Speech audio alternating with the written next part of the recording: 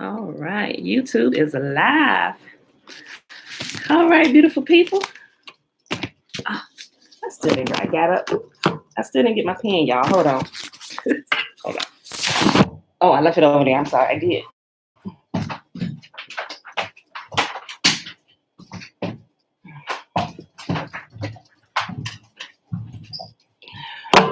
All right. Happy Thursday, beautiful people. Happy Thursday.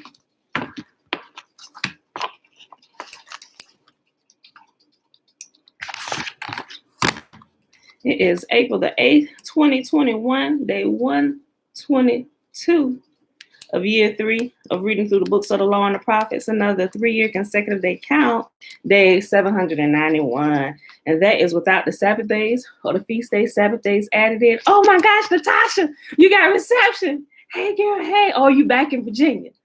I got to ask. Every time I see you pop in, girl, it's a treat. Good day, good day. I mean, it's a treat for all y'all to pop in, but I know Natasha be having, you want my plant? I know Natasha be having, because she be out in the country. You back in Virginia? Okay, all right, yeah. It's good to see you here, girl. All right, y'all, and today we're reading 2 Samuel 19, 20, and 21. Then we'll hop over to the Legends of the Jews. Oh, yeah, real quick. Something I mentioned yesterday about when we was reading Absalom, Josiah, shalom, and the tree and his hair and stuff. So I looked up a few more details and went back to the section in the Legends of the Jews, and it does say the mighty oak tree that he got caught under. Some just say oak, some just say great tree, but in some other translations it has mighty oak or the great oak and everything. So I looked up the pictures of the great oak, and it looks like it is. When you look at it, you can tell it's a really, really majestic tree. And I had made the comment. I was like, oh, I spoke too soon. I said, let me correct myself. So you remember how yesterday I said, well, what tree branches hang that low to the ground where your head could be or your hair could be caught in them? A mighty oak. Because if you Google a picture of a mighty oak, it is a huge, majestic tree. The base, the bark, the what do you call it? The tube, the long, I forget. It leaves my mind right now. It's the base of the tree, right? Before, and it goes up the branches. I don't know why I'm forgetting the name of that part. But anyway, the branches, and it looked like it got a billion arms, and it's all like all over the place, and some are down on the ground. I mean, some of them, I've seen some on the ground, but it looks like somebody with a million arms, almost. Thank you, trunk, the tree trunk. I was like, why couldn't I remember that? Yes, thank you, the tree trunk. But it looks like that. And I realized a lot of times when you watch, at least from some like kids cartoons and stuff, I realized they show majestic trees, especially in some of them episodes they got that are kind of catered to the Halloween season, right? So you will see majestic oaks and or mighty oaks in the background in those pictures. So when you look at it, you will know when you see one. You see, and I looked at where they're native to. I've seen a lot of pictures from them being in Africa. Clearly, we know this all took place where it took place. But there are quite a few mighty oaks in South Carolina. I saw a lot of different pictures, people taking pictures by them. Yes, the angel, I saw that one too, the angel oak in South Carolina. Yes, I'm like, oh my gosh. Like, because I've only ever seen it clearly since yesterday online. I was like, oh my gosh, like I want to go see one and touch it, so, but yeah. So that's the kind of tree that Absalom got his hair caught up into when he was during the time of war, when he was fleeing on his mule. And also a little fun fact about his hair. So when he pulled his hair, he had lots. So when he pulled his hair, he was a Nazarite, right? So he couldn't put scissors to his hair, but he was allowed to pull it, meaning to trim it once a year. And what they trimmed off weighed about 3.5 to 4.5 pounds, right? That it said about 200 shekels. And I remember correctly, a shekel, I put it in my book, a shekel was I forget. I wrote it in here and I should have made a marker. A shekel was about point, what is it? No, it was like 8.3 ounces or something like that. But anyway, in American currency volume terms, all of that together, the 200 shekels weighed about 3.5 to 4.5 pounds of his hair that he pulled off to discard. That's not even count. That was 3 pounds. How much did all the rest of it on his head weigh, right? So, and it also talks about how Absalom was a man of huge dimensions. So he was a big dude, right? So we'll probably look at Absalom like he was a giant. Okay. All right, y'all. So let's go ahead and get started. Mom, shalom, shalom. Okay. Let's pull up the Shema real quick. Hear, therefore, O Israel, and observe to do it, that it may be well with you, and that you may increase mightily, as Yahuah, the God of our fathers, has promised us, in the land that flows with milk and honey. Hear, O Israel, Yahuah, our God, he is one God. He's not multiple gods. He is one God. And you shall love Yahuah, your God, with all your heart, with all your soul, and with all your might. And these words which I command you this day shall be in your heart, and you shall teach them diligently unto your children, and you shall talk of them when you sit in your house, and when you walk by the way, and when you lie down, and when you rise up. And you shall bind them for a sign upon your hand, and they shall be as frontlets between your eyes. And you shall write them upon the posts of your house and on your gates. And Yahuah commanded us to do all these statutes, to fear Yahuah our God for our good always, that he might preserve us alive as it is at this day. And it shall be our righteousness if we observe to do all these commandments before Yahuah our God as he has commanded us. All right, y'all. So let's go ahead and hop on over here to 2 Samuel chapter 19. Okay.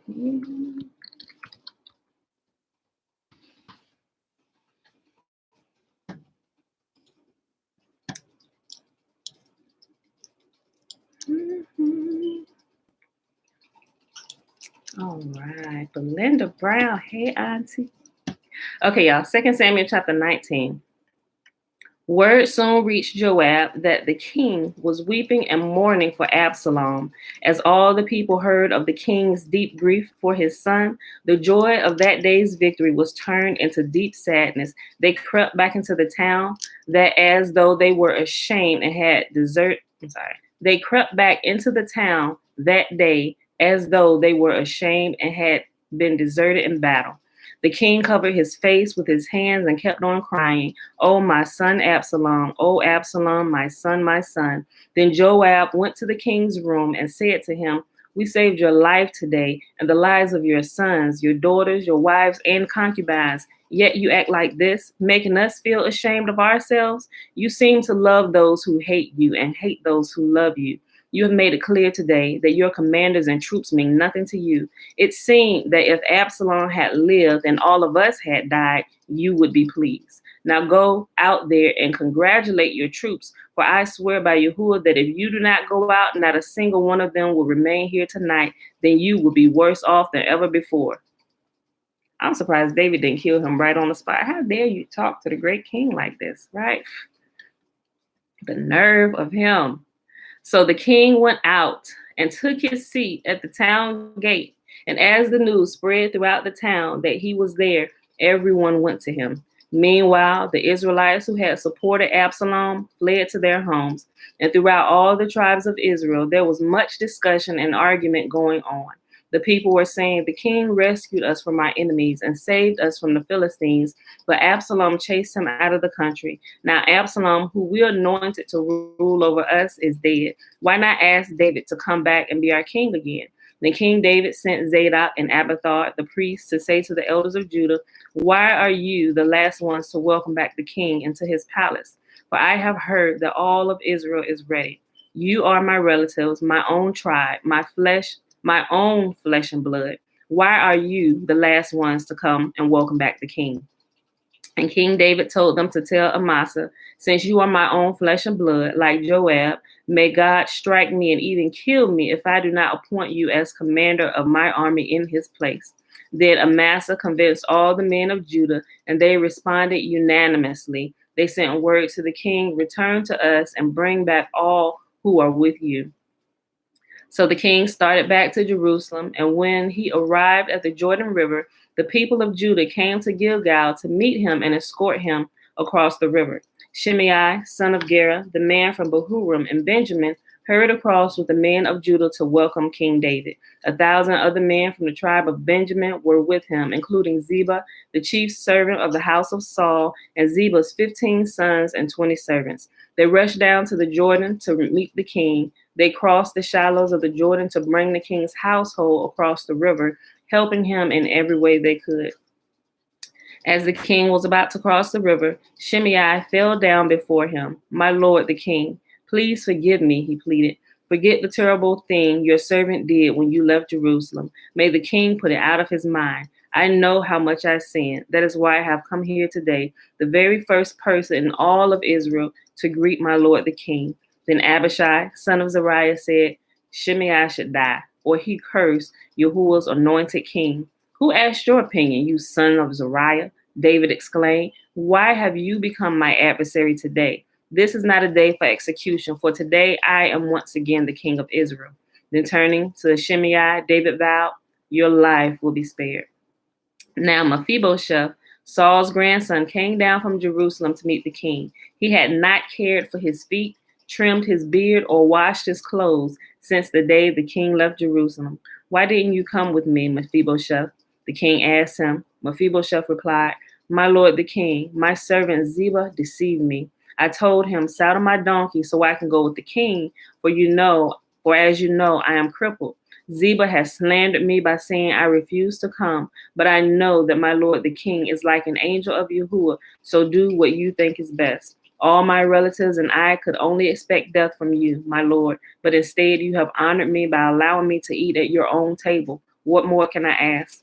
You've said enough, David replied. I've decided that you and Ziba will divide your land equally between you. Give him all of it, Mephibosheth said. I am content just to have you safely back again, my lord the king. Barzillai of Gilead had come down from Rogelim to escort the king across the Jordan. He was very old, 80 years of age, and very wealthy. He was the one who had provided food for the king during his stay in Mahanaim. Come across with me and live in Jerusalem, the king said to Barzillai. I will take care of you there. No, he replied, I am far too old to go with the king to Jerusalem. I am 80 years old today, and I can no longer enjoy anything. Food and wine are no longer tasty, and I cannot hear the singers as they sing. I would only be a burden to my lord the king. Just go across the Jordan River with the king. Just to go across the Jordan River with the king is all the honor I need. Then let me return again to die in my own town where my father and mother are buried. But here is your servant, my son Kinham. Let him go with my lord the king and receive whatever you want to give him. Good, the king agreed. Kimham will go with me, and I will help him in any way you would like, and I will do for you anything you want. So all the people crossed the Jordan with the king. After David had blessed Barzillai and kissed him, Barzillai returned to his own home. The king then crossed over to Gilgal, taking Kinham with him. All the troops of Judah and half of the troops of Israel escorted the king on his way. But all the men of Israel complained to the king. The men of Judah stole the king and didn't give us the honor of helping take you, your household, and all your men across the Jordan. The men of Judah replied, the king is one of your own kinsmen. Why should this make you angry? We haven't eaten any of the king's food or received any special favors. But there are 10 tribes in Israel, the others replied. So we have 10 times as much right to the king as you do. What right do you have to treat us with such contempt? Weren't we the first to speak of bringing him back to be our king again? The argument continued back and forth, and the men of Judah spoke even more harshly than the men of Israel.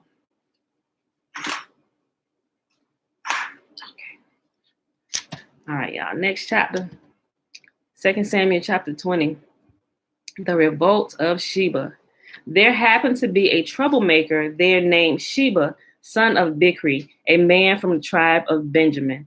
Sheba blew a ram's horn and began to chant, "Down with the dynasty of David. We have no interest in the son of Jesse. Come on, you men of Israel, back to your homes." So all the men of Israel deserted David and followed Sheba, son of Bichri, but the men of Judah stayed with their king and escorted him from the Jordan River to Jerusalem. When David came to his palace in Jerusalem, he took 10 concubines he had left to look after the palace and placed them in seclusion. Their needs were provided for, but he no longer slept with them. So each of them lived like a widow until she died. Then the king told Amasa, "Mobilize the army of Judah within 3 days and report back at that time." So Amasa went out to nullify Judah, but it took him longer than the time he had been given. Then David said to Abishai, "Son of Bichri is going to hurt us more than Absalom did. Take my troops and chase after him before he gets into a fortified town where we can't reach him." So Abishai and Joab, together with the king's bodyguard and all the mighty warriors, set out from Jerusalem to go after Sheba. As they arrived at the great stone in Gibeon, Amasa met them. Joab was wearing his military tunic with a dagger strapped to his belt. As he stepped forward to greet Amasa, he slipped the dagger from its sheath. "How are you, my cousin?" Joab said, and took him by the beard with his right hand as though to kiss him. Amasa didn't notice the dagger in his left hand, and Joab stabbed him in the stomach with it so that his insides gushed out onto the ground. Joab did not need to strike again, and Amasa soon died. Joab and his brother Abishai left him lying there and continued after Sheba. One of Joab's young men shouted to Amasa's troops, "If you are for Joab and David, come and follow Joab." But Amasa lay in his blood in the middle of the road, and Joab's man saw that everyone was stopping to stare at him. So he pulled him off the road into a field and threw a cloak over him. With Amasa's body out of the way, everyone went on with Joab to capture Sheba, son of Bichri. Meanwhile, Sheba traveled through all the tribes of Israel and eventually came to the town of Abel Beth Maachah. All the members of his own clan, the Bichrites, assembled for battle and followed him into the town. When Joab's forces arrived, they attacked Abel Beth Maachah. They built a siege ramp against the town's fortifications and began battering down the wall. But a wise woman in the town called out to Joab, "Listen to me, Joab. Come over here so I can talk to you." As he approached, the woman asked, "Are you Joab?" "I am," he replied. So she said, "Listen carefully to your servant." "I am listening," he said. Then she continued, "There used to be a saying, if you want to settle an argument, ask the advice at the town of Abel. I am one who is peace-loving and faithful in Israel, but you are destroying an important town in Israel. Why do you want to devour what belongs to Yahuah?" And Joab replied, "Believe me, I don't want to devour or destroy your town. That's not my purpose. All I want is a man named Sheba, son of Bichri, from the hill country of Ephraim, who has revolted against King David. If you hand over this one man to me, I will leave the town in peace." "All right," the woman replied. "We will throw his head over the wall to you." Then the woman went to all the people with her wise advice, and they cut off Sheba's head and threw it out to Joab. He blew the ram's horn and called back his troops back from the attack. They all returned to their homes, and Joab returned to the king at Jerusalem. Now Joab was the commander of the army in Israel. Benaiah, son of Jehoiada, was captain of the king's bodyguard. Adoniram,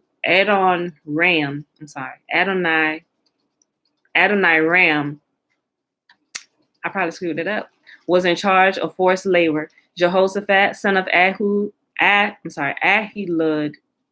was the royal historian. Sheba was the court secretary. Zadok and Abiathar were the priests, and Ira, a descendant of Jair, was David's personal priest. All right, y'all, last chapter for the day, 2 Samuel chapter 21. There was a famine during David's reign that lasted for 3 years. So David asked Yahuah about it, and Yahuah said, "The famine has come because Saul and his family are guilty of murdering the Gibeonites." So the king summoned the Gibeonites. They were not part of Israel, but were all that was left of the nation of the Amorites. The people of Israel had sworn not to kill them, but Saul, in his zeal for Israel and Judah, had tried to wipe them out. David asked them, "What can I do for you? How can I make amends so that you will bless Yahuwah's people again?" Let me bring out something just real quick. It's real simple. Y'all probably got it. But when a famine came, it caused David to stop because Israel was used to Yahuwah's blessings, right? So anytime anything went wrong, not saying everything, oh my gosh, we did something, but it could be something simple. Like if your plants are dying, you might want to give them water. Or what type of plant is this? Does it need direct sunlight or does it need indirect sunlight? Some of those things we can kind of walk through ourselves first before, okay, there's clearly something more major going on. Now we need to inquire of Yahuwah, right? So right here at the beginning, when it said there was a famine that lasted for 3 years, David knew that this wasn't natural, right? So it's kind of like the thing when things start going on in our life. First of all, before we start blaming everything on the devil and Satan is after you, we first need to consider our own lives. Okay, have I done something foolish? Okay, let me make sure everything is in order. And once we do all that and we go through that process of elimination and making sure that from what we can see, all those things are in order. And when all those things are in order, so it may seem to us, then we should go inquire of Yah. Okay, Father, what's going on? Why is this happening? I went through and I checked this, and it's probably something that we've overlooked and that we haven't seen, whereby Yahuwah will give you the wisdom and he'll open your eyes just like this. Now I'll go back up here since there was only 3 verses. All right. There was a famine during there was a famine during David's reign that lasted for 3 years. So David asked Yahuwah about it, and Yahuwah said, "The famine has come because Saul and his family are guilty of murdering the Gibeonites."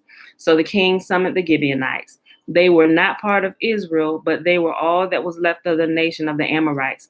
The people of Israel had sworn not to kill them, but Saul, in his zeal for Israel and Judah, had tried to wipe them out.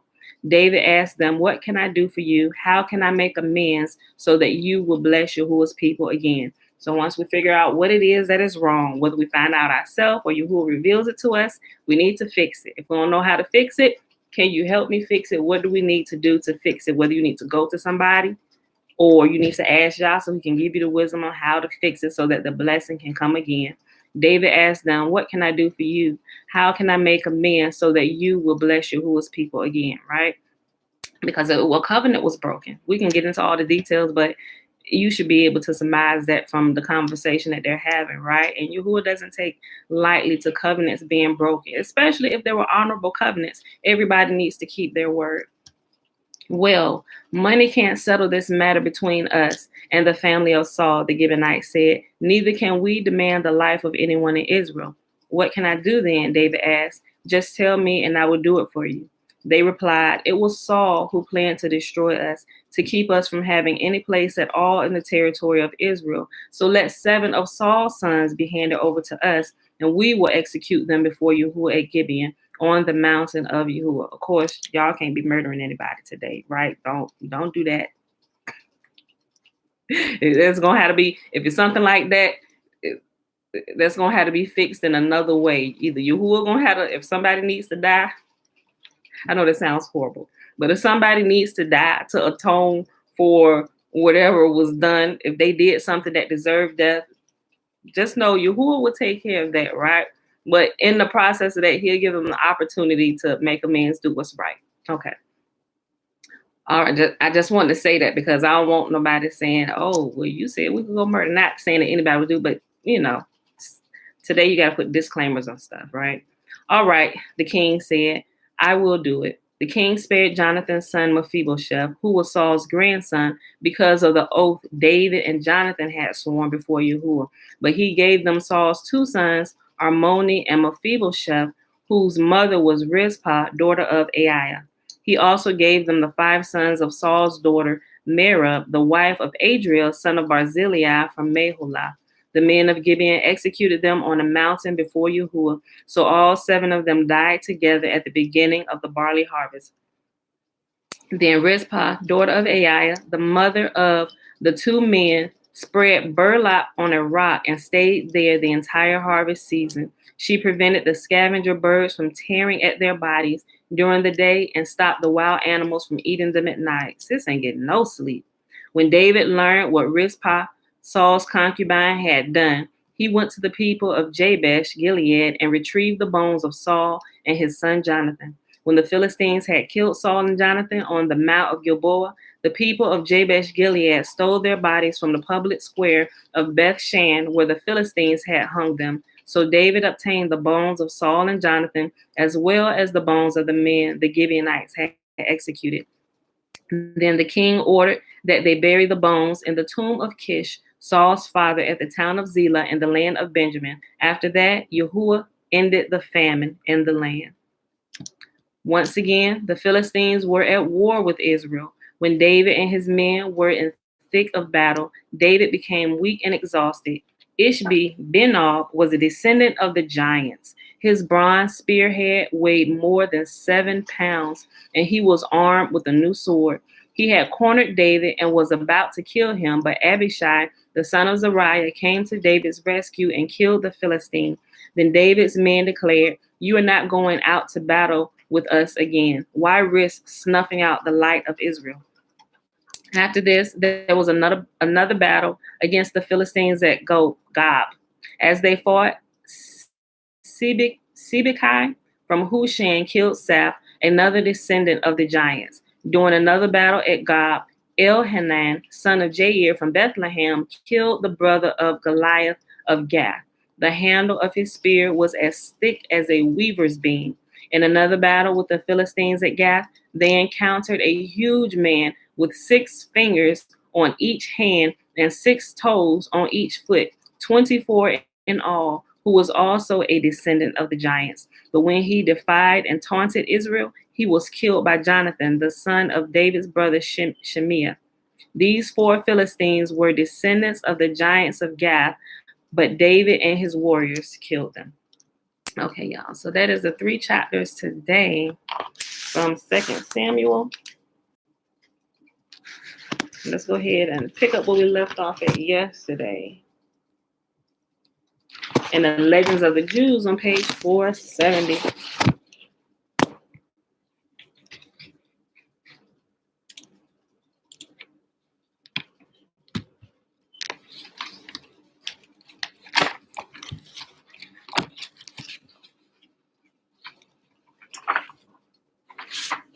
We read about Jeremiah and a lot of the details that happened to him. So now we are hopping down here and reading about Nebuchadnezzar. All right, y'all. The suffering to which Jeremiah was exposed was finally ended by the capture of Jerusalem by Nebuchadnezzar. This Babylonian king was a son of King Solomon and the queen of Sheba. Who knew that? His first contact with the Jews happened in the time of his father-in-law Sennacherib, whom he accompanied on his campaign against Hezekiah, the destruction of the Assyrian army before the walls of Jerusalem, the great catastrophe from which only Nebuchadnezzar and 4 others had escaped with their life, inspired him with the fear of Yahuah. Later, in his capacity as secretary to the Babylonian king, Merodach-Baladan, it was he who called his master's notice to the mention of the Hebrew king's name before the name of Yahuah. Thou callest him the great God, yet thou dost name him after the king, he said. Nebuchadnezzar himself hastened after the messenger to bring him back the letter and have it changed. He had advanced scarce 3 steps when he was restrained by the angel Gabriel, for even the few paces he walked before the glory of Yahuah earned him his great power over Israel. A further step would have extended his ability to inflict harm immeasurably. For 18 years daily, a heavenly voice resounded in the palace of Nebuchadnezzar, saying, O thou wicked slave, go and destroy the house of thy Lord, for his children hearken not unto him.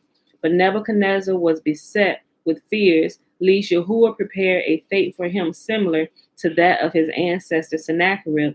He practiced belomancy and consulted other auguries and assured himself that he was against Jerusalem and would result favorably.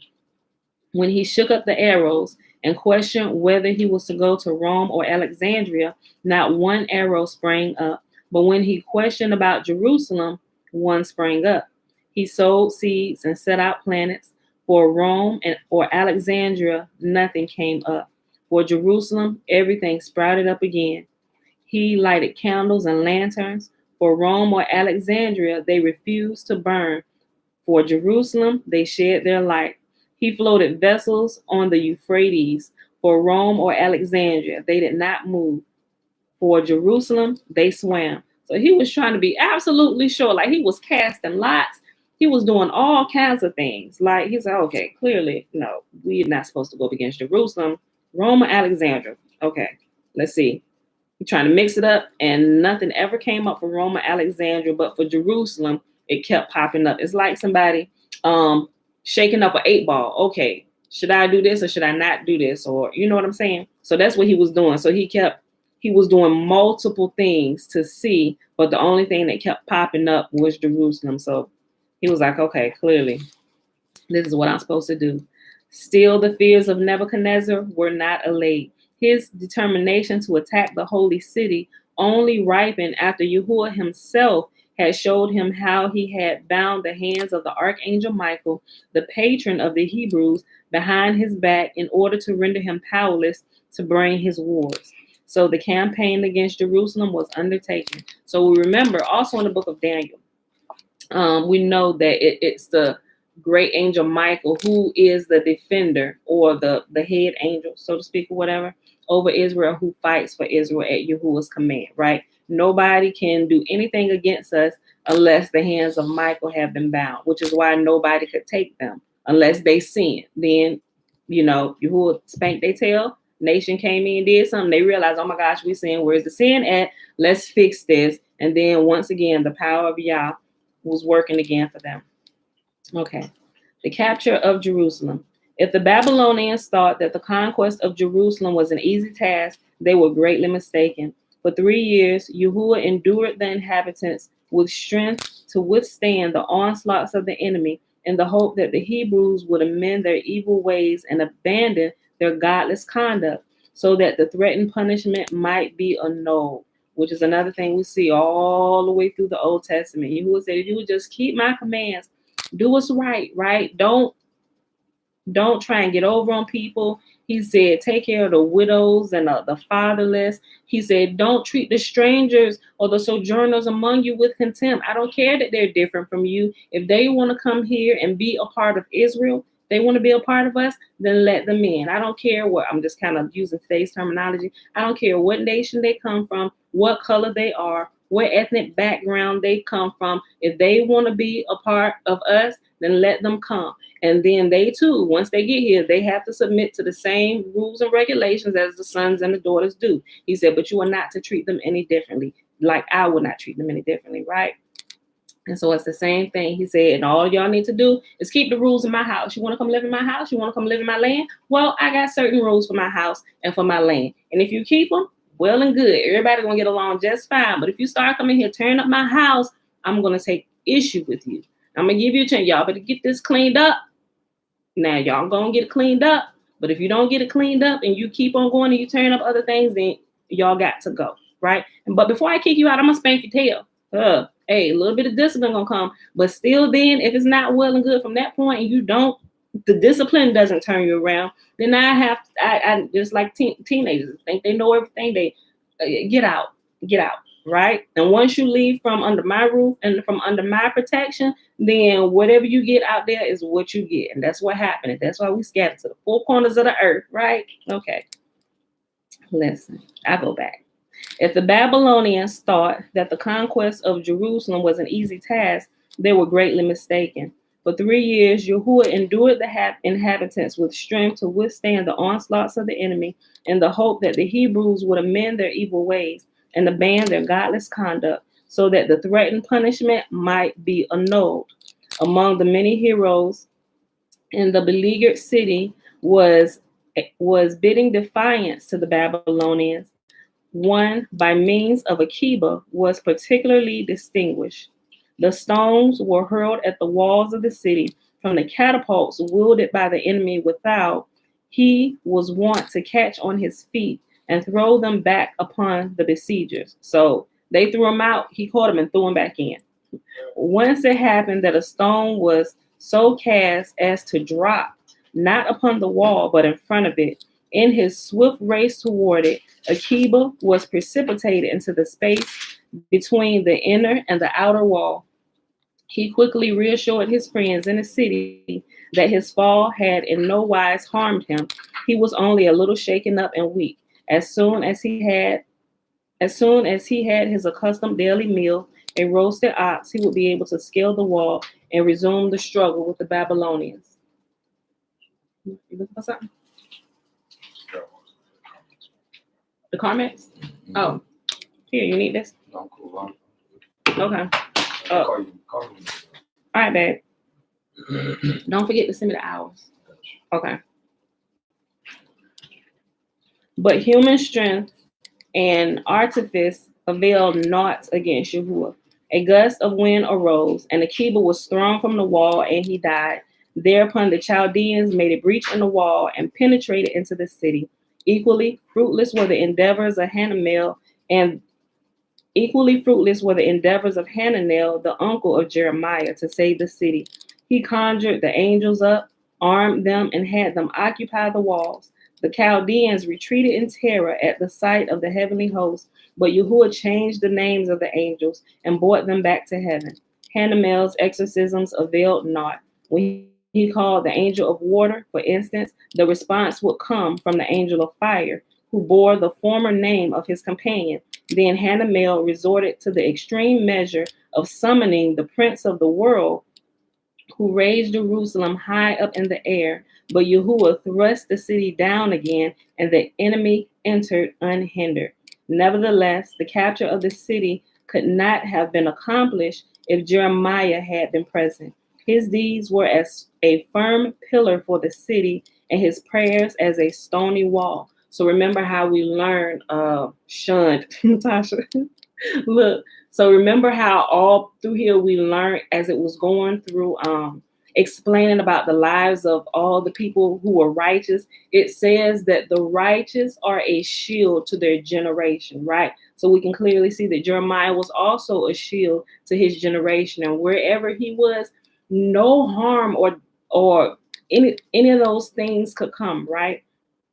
So, but once they're taken out of the way, just like when Israel, after Moses had brought them out of Egypt after that time in the wilderness, remember, because Job was still alive. Remember, because we read about that.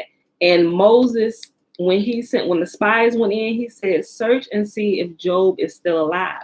He asked that because while he was on the mountain, i.e. translated into heaven during this time, he saw Samael, which is the angel of death, going. And he asked, he said, who is that? He said, that's Samael, the angel of death. He said, oh, well, where is he going? And the angel that was walking with him, he said, he goes to fetch the soul of Job, right? And so as we continue reading through the manuscript, now we see, oh, Job in order, because while Job was there, won't nothing shaking in the promised land, won't nothing happening to them, because a righteous man lived there. And so because of his deeds, not that, he was, but clearly his piety was kind of keeping a lot of destruction at bay.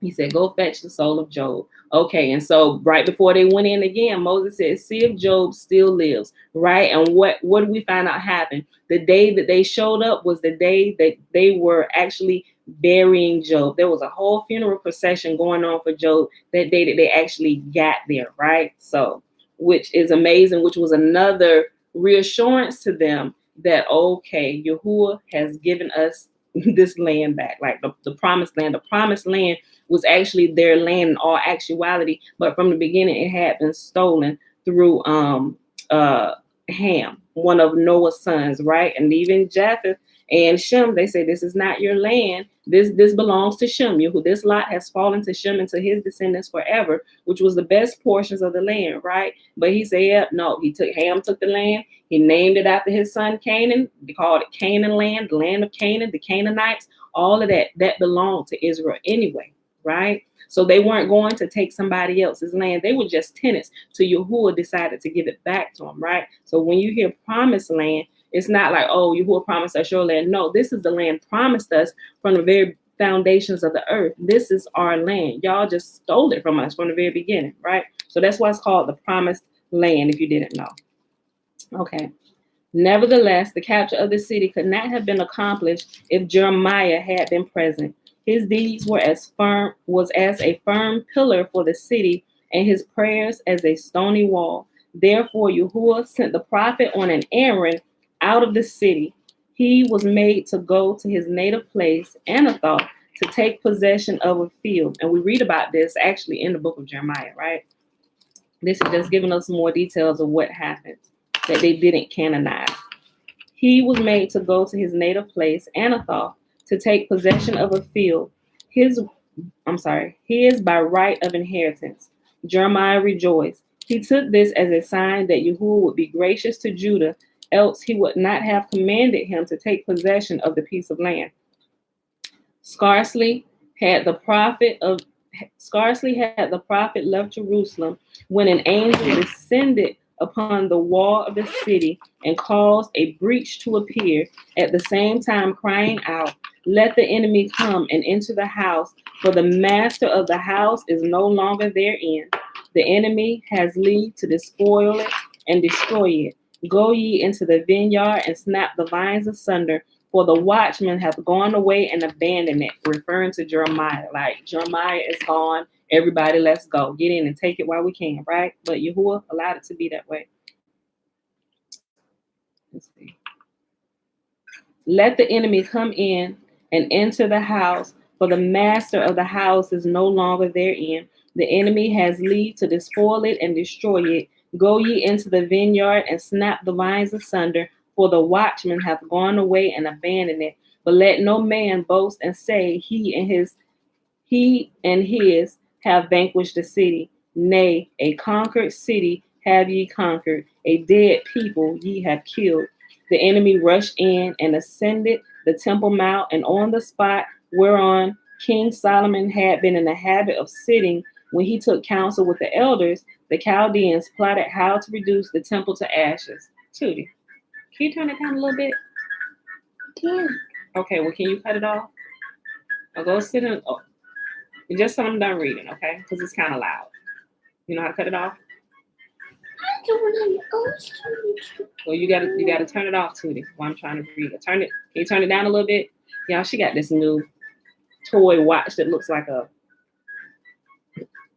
iPhone watch. It won't cut off? All right, hit the button on the side. You gotta wait a few minutes. I'm almost done reading. Let me see it.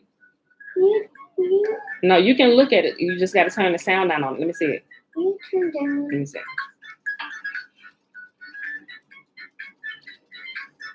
I'm sorry, y'all.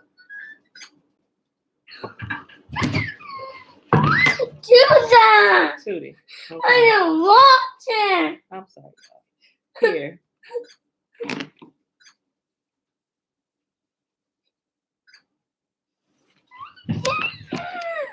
Okay, Tootie. All right. Listen. Hold on, y'all. 1 second. I'm sorry.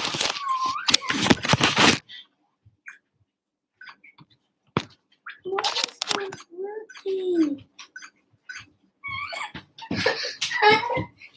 No? Sorry, y'all. You gonna sit right here and be quiet with it? Come on. Hold on, y'all. 1 second.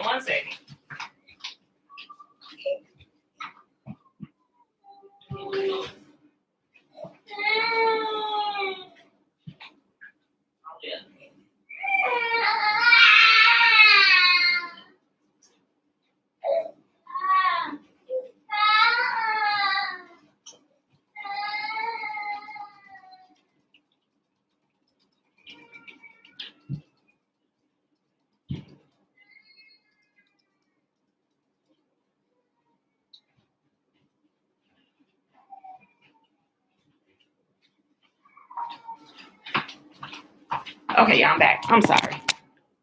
Okay.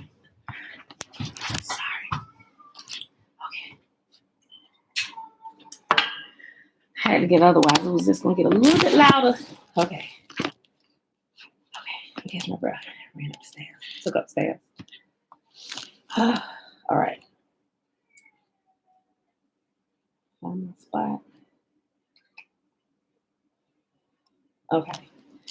The enemy rushed in and ascended the Temple Mount, and knowing the spot whereon King Solomon had been in the habit of sitting when he took, catch my breath, I ran. When he took counsel with the elders, the Chaldeans plotted how to reduce the temple to ashes. I know y'all can hear in the background. During their sinister deliberations, they beheld 4 angels. Janiyah, can you do me a favor? Can you go up there and just kind of close that door, please, a little bit? Calm her down. Thank you. She's getting louder. Thank you.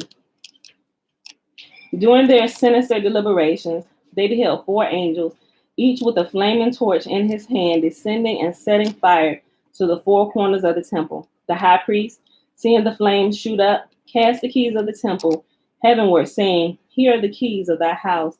It seems I am an untrustworthy custodian." And as he turned, he was seized by the enemy and slaughtered in the very place on which he had been wont to offer the daily sacrifice. With him perished his daughter, her blood mingling with her father's.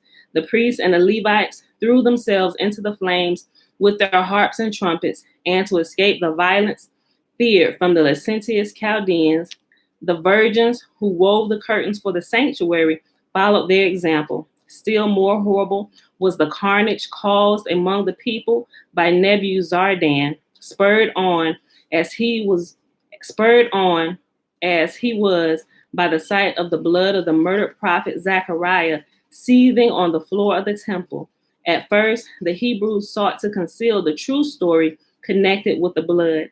At length, they had to confess that it was the blood of a prophet who had prophesied the destruction of the temple, and for his candor had been slain by the people. Nebuzaradan, to appease the prophet, ordered the scholars of the kingdom to be executed first on the bloody spot, then the school children, and at last the young priests, more than 1 million souls in all. But the blood of the prophet went on seething and reeking until Nebuzaradan claimed, "Zechariah, Zechariah, the good in Israel I have slaughtered. Dost thou desire the destruction of the whole people? Then the blood ceased to seethe." And we read the other day, when we was reading about when they killed Zechariah, because they didn't take too kindly to his prophecy, what Yahuah told him to say, that they were going to go in captivity and Jerusalem was going to be destroyed. They killed him, but they said that his blood kept on seething in that place, right? So not until, he says right here, let me just go back up and read. And so when we hear how the prophets in Jerusalem were slaughtered, like you heard a couple times when we get to the New Testament, a lot of people really, unless they have gone back and pulled up some of the old manuscripts and some of the historical documents, they don't really understand it. It's like, oh, you kill the prophets all day long. But no, there's actually events that happen when a prophet is killed. Their blood is spilled, right? Listen. At first, the Hebrews sought to conceal the true story connected with the blood, talking about the murdered prophet Zechariah's blood. At length, they had to confess that it was the blood of a prophet who had prophesied the destruction of the temple, and for his candor had been slain by the people. Nebuzaradan, to appease the prophet, ordered the scholars of the kingdom to be executed first on the bloody spot, then the school children, and at last the young priests, more than 1 million souls in all. But the blood of the prophet went on seething and reeking until Nebuzaradan exclaimed, "Zechariah, Zechariah, the good in Israel I have slaughtered." Okay, you can stay there if you're going to calm down. Dost thou desire the destruction of the... Okay. Okay, I'll get him in a second. Thank you. Okay, thank you. Dost thou desire the destruction of the whole people?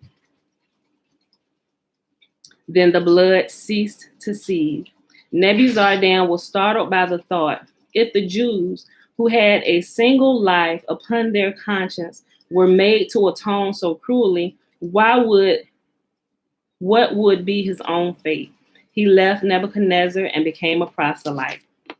The next section, the Great Lament.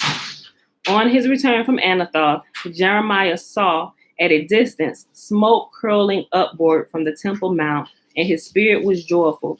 He thought the Hebrews had repented of their sins and were bringing incense offerings. Once within the city walls, he knew the truth that the temple had fallen prey to the incendiary. Overwhelmed by grief, he cried out, "O Lord, thou did entice me, and I permitted myself to be enticed. Thou didst send me forth out of thy house that thou might destroy it." Yahuah himself was deeply... There you go.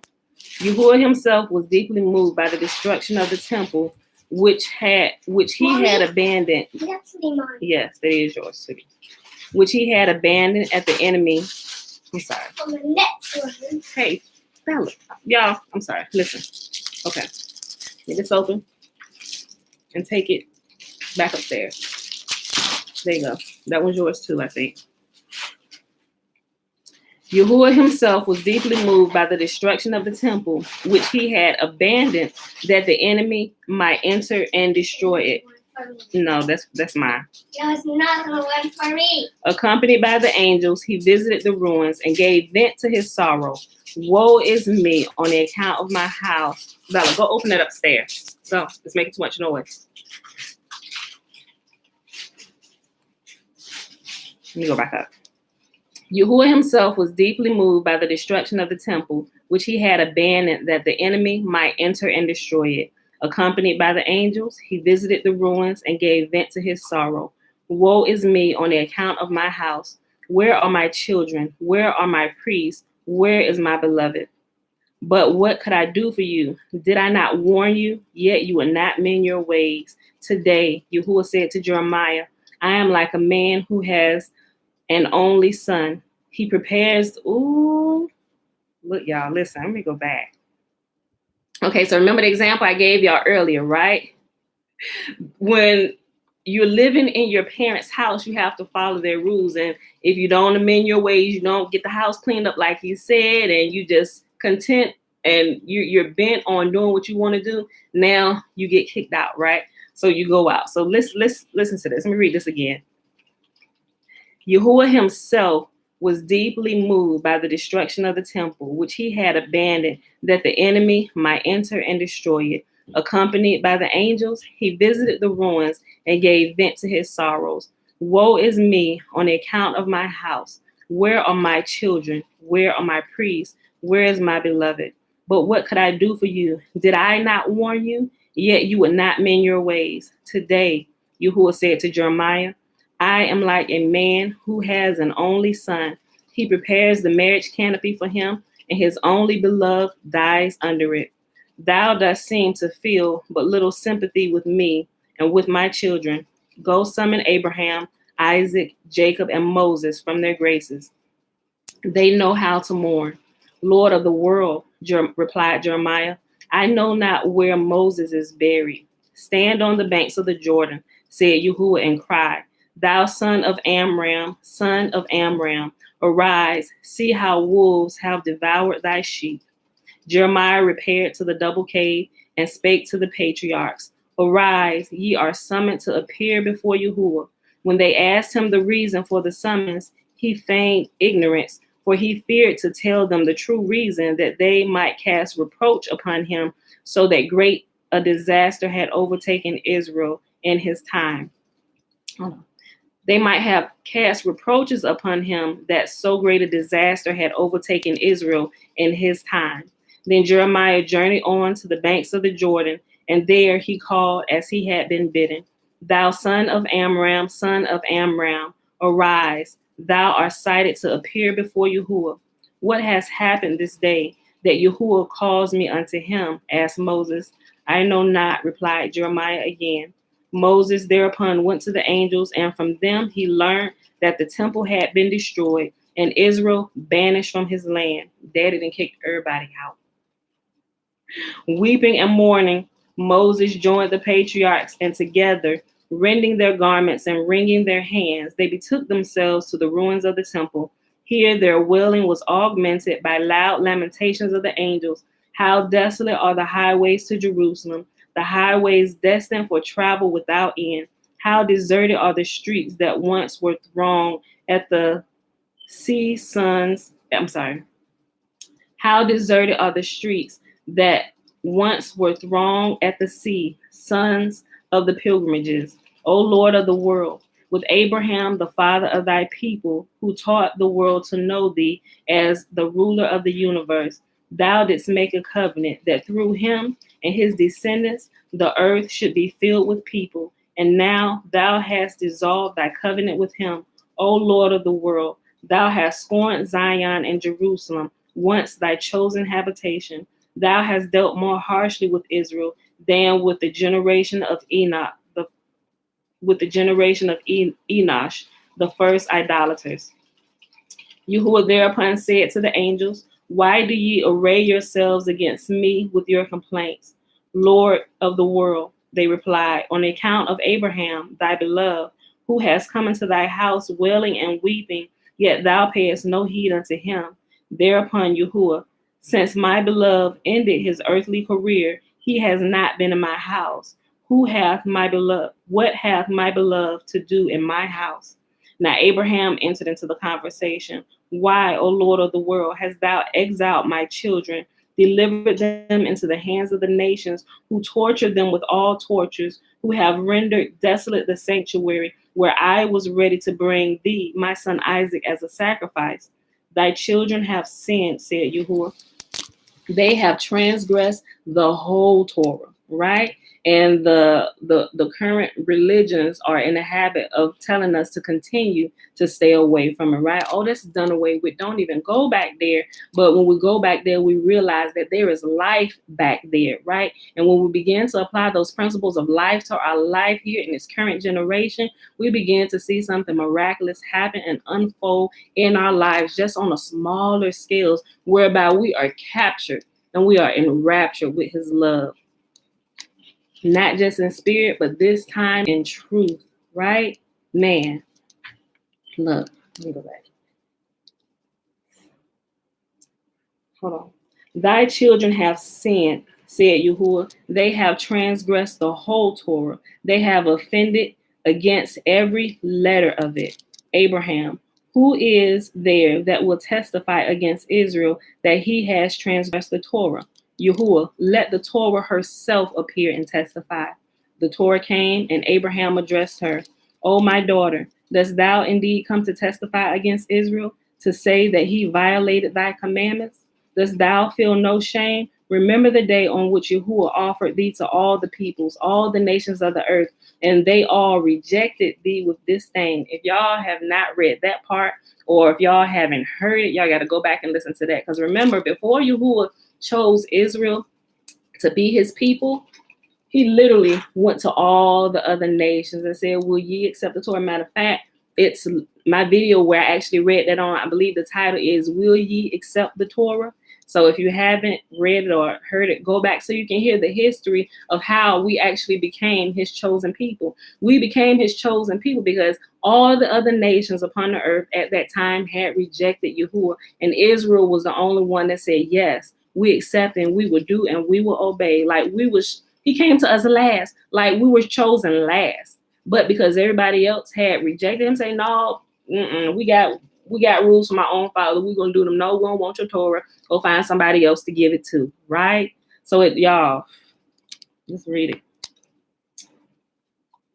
Dost thou feel no shame? Remember the day on which Yahuah offered thee to all the peoples, all the nations of the earth, and they all rejected thee with disdain. Then my children came to Sinai. They accepted thee, and they honored thee. And now, on the day of their distress, thou standest up against them. Hearing this, the Torah stepped aside and did not testify. Let the 22 letters of the Hebrew alphabet in which the Torah is written come and testify against Israel, said Yahuah. They appeared without delay. The Aleph, the first letter, was about to testify against Israel when Abraham when Abraham interrupted it with the words, "Thou chief of all letters, thou comest to testify against Israel in the time of his distress. Be mindful on the day which Yahuah revealed himself on Mount Sinai, beginning his words with thee, and know key, the Lord thy God." In ANOKI. So remember, and this is the second time we hear it in here, but remember I explained this a little bit when we found the book of remembrance. And in the book of remembrance, Yahuah is referred to as Anokis. It's spelled, don't get it confused with, I know you hear it, you're probably like, wait a minute, what is it? I think it's the Anoki or something that people be talking about another people or whatever. But Yahuah is referred to as Anokis in the book of remembrance. And it's a couple different ones with, the book is kind of just broken up, but it's expanded. But when you see Anokis in there, it's referring to Yahuah, and it's translated, I am loving kindness, right? Okay. Just so you know. Hold on. Be mindful of the day on which Yahuah revealed himself on Mount Sinai, beginning his words with thee, and know key, the Lord thy God. No people, no nation accepted thee, only my children. And now thou comest to testify against them. Aleph stepped aside and was silent. The same happened with the second letter, Bet, and the third, Gimel, and with all the rest of them,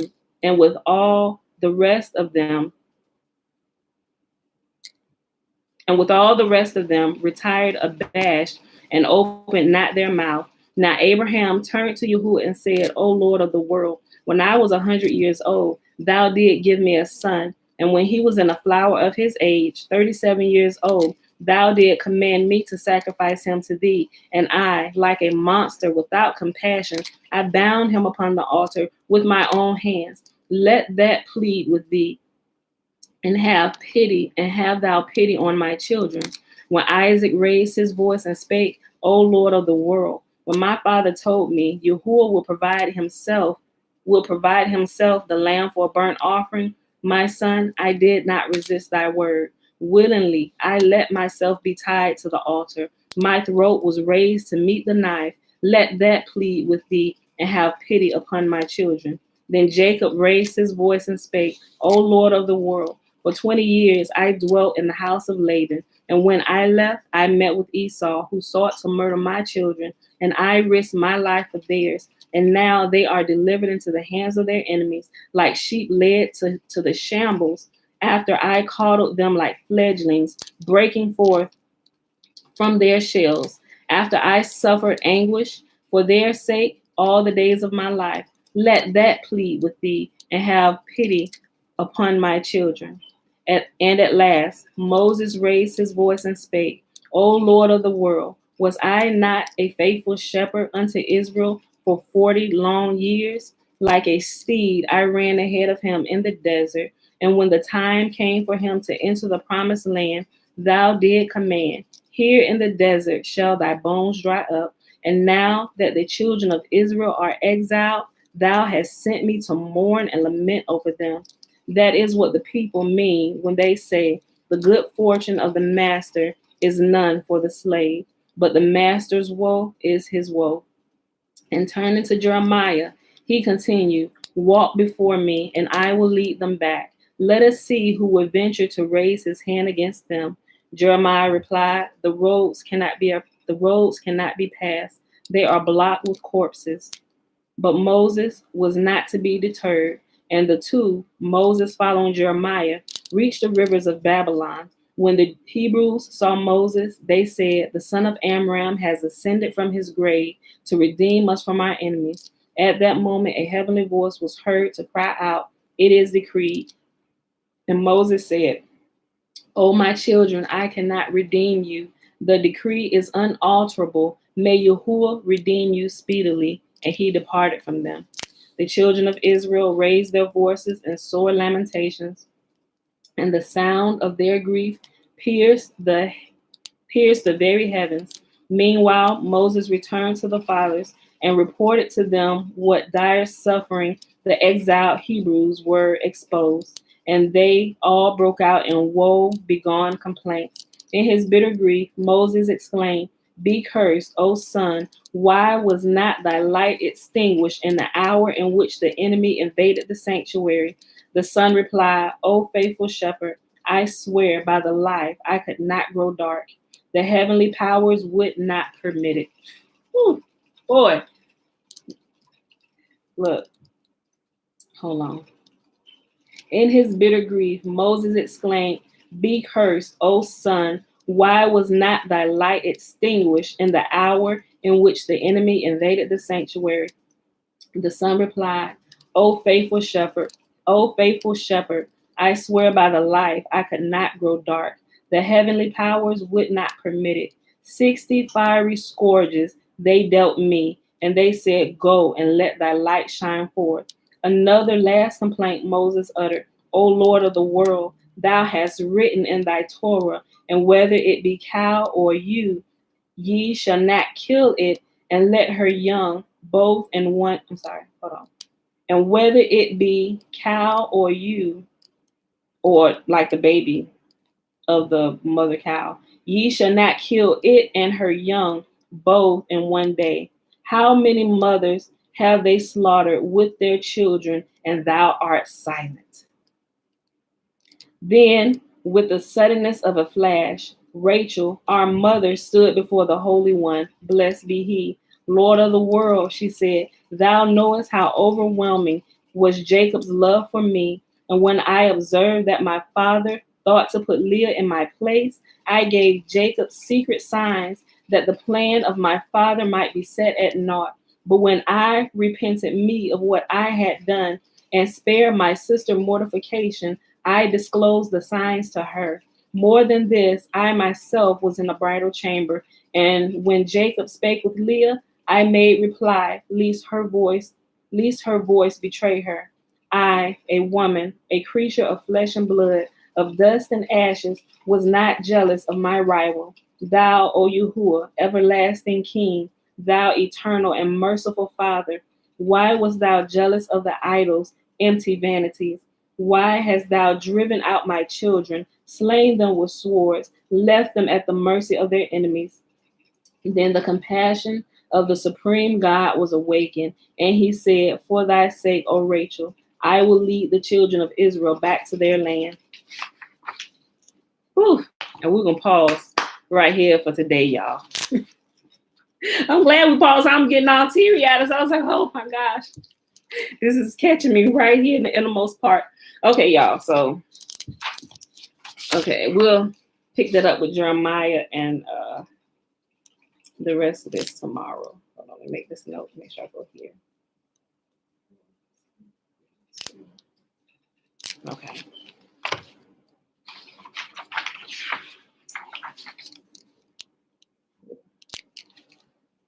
Sorry, I just gotta make sure I do this right so I don't trip myself up when I read it, because it's at a part where I may pick up the wrong page. Okay, right here. So tomorrow we'll pick it up with Jeremiah's journey to Babylon, give us more of this story, y'all. So that was, we read 2 Samuel chapter 19, 20, and 21. And we read more about what happened to the prophet Jeremiah in the Legends of the Jews, page 470 to page 473. Y'all, it is Thursday, April the 8th, 2021, day 122 of year 3 of reading through the books of the law and the prophets, also known as the Old Testament. And of the 3-year consecutive day count, they 791. And remember, those are just the days we're present reading. It is not counting the Sabbath days whereby we rest, like Yahuah has commanded us. 6 days we got to work, 1 day stay at home to get you some sleep, rest, right? Just stay home, rest, give your body some rest. So let's go ahead and hop over here to the blessing, and then I'll check and see if there's any questions. Everybody, people got to get out here and get to work. Remember, y'all, if it goes over the hour mark and y'all have got to get to work, go to work, y'all. If this is recorded, don't get in trouble. Like, if you work for yourself, it's fine. You can stay, But if you work for somebody else, don't be late. Go punch that clock like you need to. Be on time, right? Render unto Caesar what is Caesar's. Render unto Caesar his time. If you want his clock and you want his dime, give him your time, right? Then you later on when you off work, you can come back and pick up what you missed. All right, y'all. Remember the blessing is found in Numbers chapter 6, verses 22 through 27. Remember the first 21 verses is the Nazarite vow. Man or woman can take the Nazarite vow. And Yahuah spake unto Moses, saying, Speak unto Aaron and unto his sons, saying, On this wise ye shall bless the children of Israel, saying unto them, May Yahuah bless us and keep us. May Yahuah make his face shine upon us and be gracious unto us. May Yahuah lift up his countenance upon us and give us his peace. And they shall put my name upon the children of Israel. Whose name? Yahuah's name. What is his name? Yahuah. Put Yahuah's name on his people. And they shall put my name upon the children of Israel, and I will bless them. All right, beautiful people.